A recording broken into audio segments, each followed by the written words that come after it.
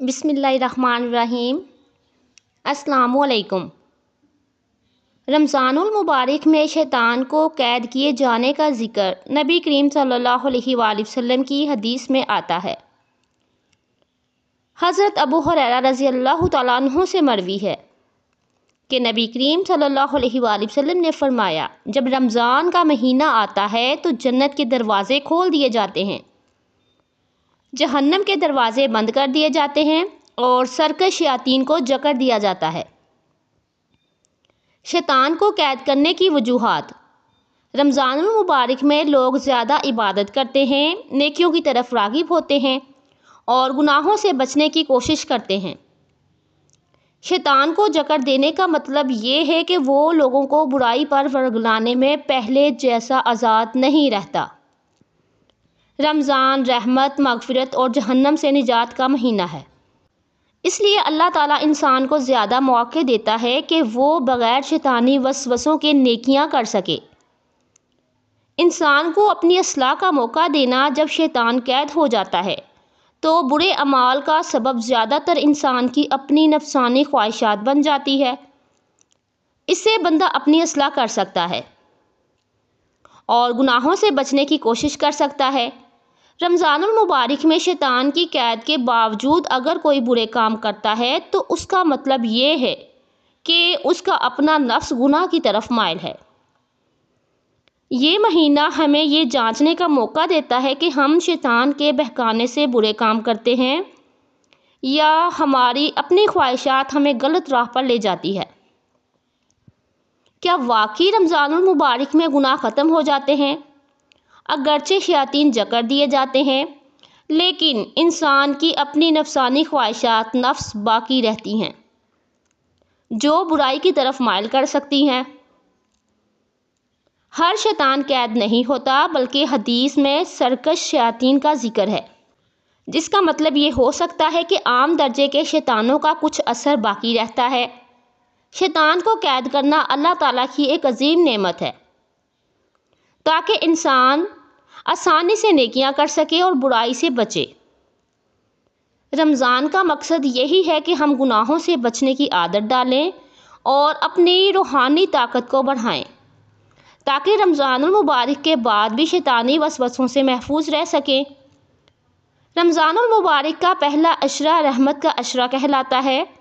اس میں اللہ تعالیٰ کی بے پناہ رحمتیں نازل ہوتی ہیں اور بندوں پر خصوصی فضل و کرم کیا جاتا ہے۔ پہلے عشرے کی خصوصیات: اللہ تعالیٰ کی رحمت کا نزول۔ اس عشرے میں اللہ کی رحمت ہر طرف برستی ہے اور وہ اپنے بندوں کو زیادہ سے زیادہ نیکیاں کرنے کی توفیق عطا فرماتا ہے۔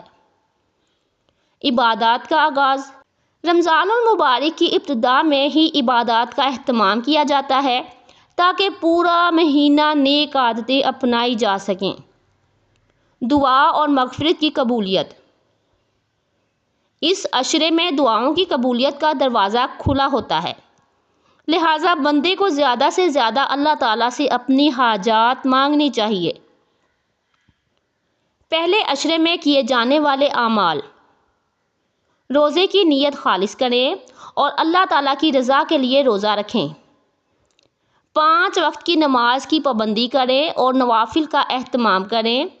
قرآن پاک کی تلاوت زیادہ کریں اور اس کا ترجمہ اور تفسیر سمجھنے کی کوشش کریں اور عمل کرنے کی کوشش کریں۔ اللہ تعالیٰ کی رحمت طلب کریں اور خاص طور پر درج ذیل دعا پڑھیں: رب اغفر لی وارحم وانت خیر الراحمین۔ صدقہ خیرات کریں اور مستحق افراد کی مدد کریں۔ غریبوں کو افطار کروائیں، کیونکہ حدیث میں آیا ہے کہ جو کسی روزے دار کو افطار کرائے گا اسے بھی روزے کا برابر اجر ملتا ہے۔ یہ عشرہ نیکیوں کا آغاز کرنے اور اللہ تعالیٰ کی رحمت کو حاصل کرنے کا بہترین موقع ہے۔ ہمیں چاہیے کہ ہم اس عشرے میں اپنی عبادات کو مضبوط کریں تاکہ پورے رمضان میں نیکیوں پر استقامت رہے۔ رمضان المبارک کو دوسرے مہینوں پر کئی وجوہات کی بنا پر فضیلت حاصل ہے، جن میں سے چند اہم درج ذیل ہیں۔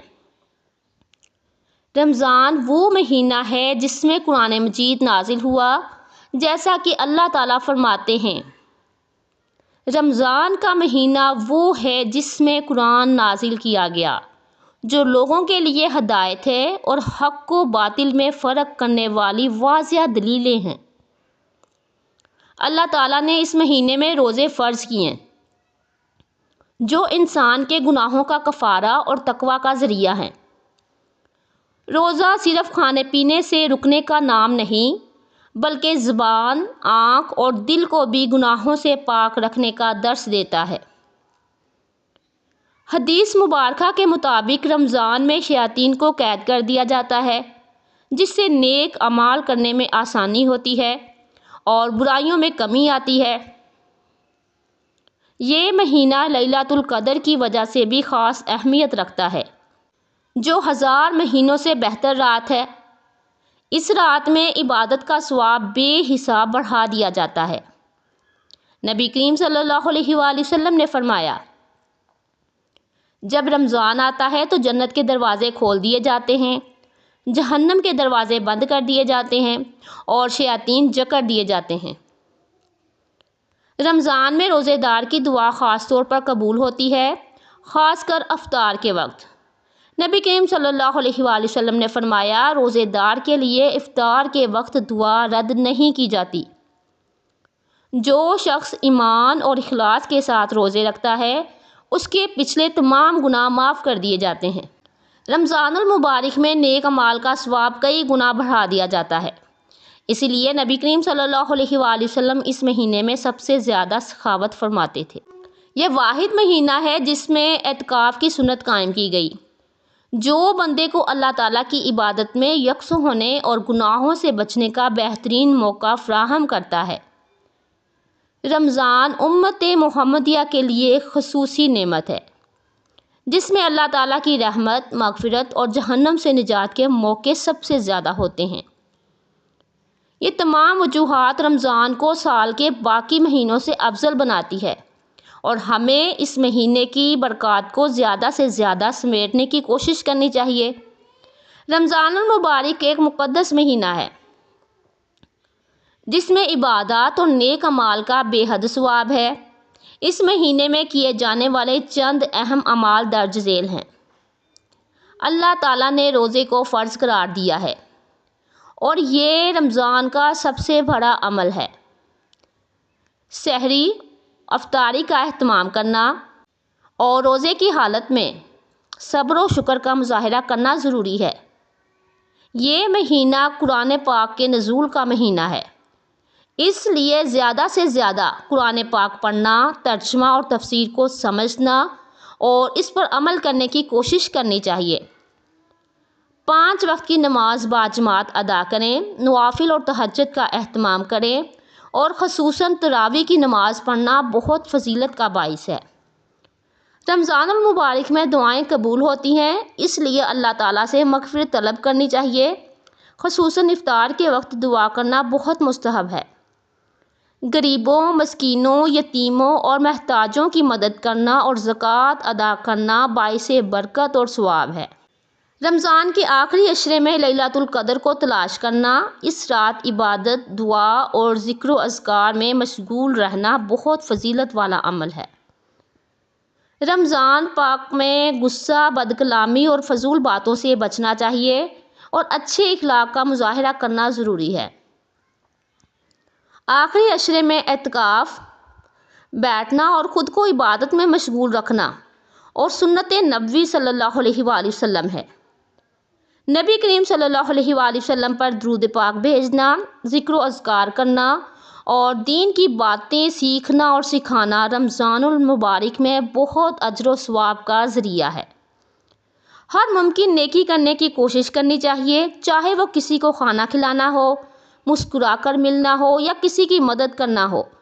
رمضان المبارک میں نیکیوں کو سمیٹنے کا مہینہ ہے، اس لیے ہمیں اس کا بھرپور فائدہ اٹھاتے ہوئے عبادات میں مشغول رہنا چاہیے۔